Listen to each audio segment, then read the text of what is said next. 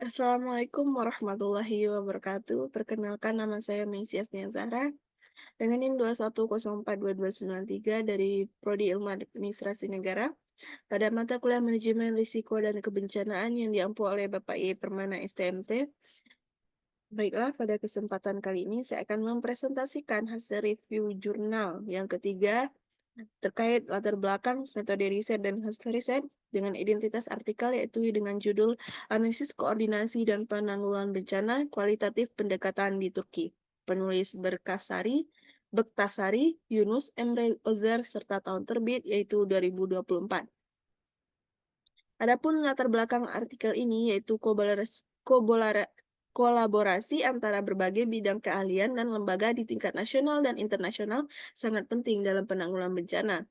Bidang ini mencakup respon dan pemulihan bencana, pengembangan kebijakan pengurang risiko bencana, dan pencapaian tujuan pembangunan berkelanjutan.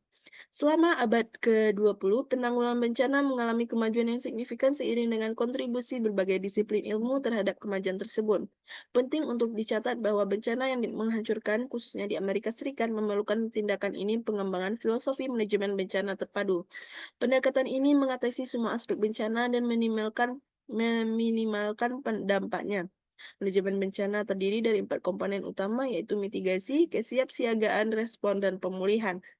Mitigasi melibatkan pengurangan konsekuensi negatif dan skenario berbahaya. Sebaliknya, kesiapan melibatkan pengembangan kemampuan oleh pemerintah, komunitas, dan individu untuk mengantisipasi, menangani, dan memulihkan bencana yang diperkirakan terjadi secara efisien. Studi tentang mitigasi menunjukkan bahwa investasi dalam pencegahan bencana dapat secara signifikan mengurangi kerugian ekonomi dan kerugian lainnya selama dan setelah bencana. Respon mengacu pada tindakan yang diperlukan untuk melindungi kehidupan, properti, dan lingkungan, serta upaya pemulihan bertujuan untuk meningkatkan kualitas hidup, kesejahteraan, dan kedudukan ekonomi komunitas atau masyarakat yang terkena dampak bencana. Adapun metode riset dari penelitian ini, yaitu penelitian ini bertujuan untuk mengeksplorasi dan mengabarkan pengalaman koordinasi para profesional yang terlibat dalam dalam manajemen bencana. Proses dalam penelitian kualitatif ini diterapkan pola fenomenologis, dan proses penelitian ini meliputi pengumpulan data, analisis, dan interpretasi makna data. Penelitian kualitatif bertujuan untuk memahami makna peristiwa, mengamati fenomena yang tidak terduga, dan dampaknya. Metode ini lebih menitik beratkan pada proses daripada hasil atau keluaran atau output. Penelitian kualitatif mencoba mengembangkan gambaran kompleks mengenai permasalahan atau persoalan yang sedang diteliti, yang mana pendekatan ini melibatkan identifikasi banyak faktor yang terlibat dalam suatu situasi dan mengungkapkan peristiwa tersebut secara keseluruhan. Nah, adapun hasil riset dalam artikel ini yaitu manajemen bencana adalah bidang multidisiplin di mana berbagai bidang keahlian dan lembaga bekerja sama secara internasional. Koordinasi antar lembaga yang berbeda diperlukan untuk mencapai tujuan tersebut fungsi mereka sehari-hari. Namun fenomena yang terus-menerus menjengkelkan ini diperparah oleh proses yang tidak terkoordinasi.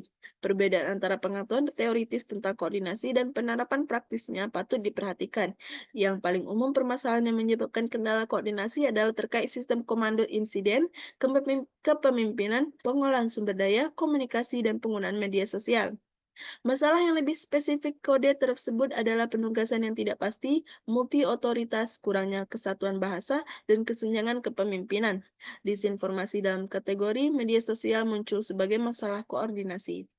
Penelitian ini bertujuan untuk mengeksplorasi dan menggambarkan pengalaman koordinasi para profesional yang terlibat dalam manajemen bencana. Proses selama wawancara, diketahui bahwa latihan bencana dan sesi pelatihan dilakukan untuk memastikan antar lembaga koordinasi pada periode sebelum bencana. Namun, koordinasi digambarkan bergantung pada komunikasi yang efektif dan manajemen informasi. Perbedaan antar pengetahuan teoritis tentang koordinasi dan penerapan praktisnya perlu diperhatikan. Kepemimpinan, manajemen komunikasi, dan media sosial menjadi penyebab paling serius terjadinya masalah koordinasi. Selain itu, melaksanakan rencana bencana dan berurusan dengan berbagai pihak berwenang menimbulkan tantangan. Secara khusus, kejelasan dan kewenangan yang lebih tegas dalam menentukan persoalan kepemimpinan yang signifikan dalam proses operasional penanggulangan bencana. Kebingungan otoritas dalam hasil penelitian ini teori paradoks kekuasaan yang menyatakan bahwa individu yang sama tidak selalu memiliki pengetahuan dan otoritas di bidang bencana. Penyebaran informasi yang tidak akurat melalui media sosial juga menghadirkan tantangan koordinasi lainnya. Meskipun begitu, tidak terlepas dari aspek negatif yang terkait dengan media sosial. Media sosial diakui secara luas sebagai alat yang berharga untuk menyebarkan informasi dengan cepat. Hal ini menciptakan kebingungan dan memanfaatkan media sosial pada saat bencana daripada sekedarnya, namun mempelajari cara memanfaatkan sosial dengan benar terbukti bermanfaat dan banyak hal. Selain itu, administrasi publik harus merencanakan dan konsistensi memanfaatkan media sosial selama bencana. Menggabungkan pelatihan koordinasi bencana dengan latihan juga dianjurkan karena manajemen bencana yang efektif memerlukan kolaborasi di berbagai bidang. Nah, baiklah, hanya itu yang dapat saya sampaikan pada kesempatan kali ini. Terima kasih atas perhatiannya. Saya mohon maaf jika ada kata-kata yang salah. Saya akhiri dengan Assalamualaikum warahmatullahi wabarakatuh.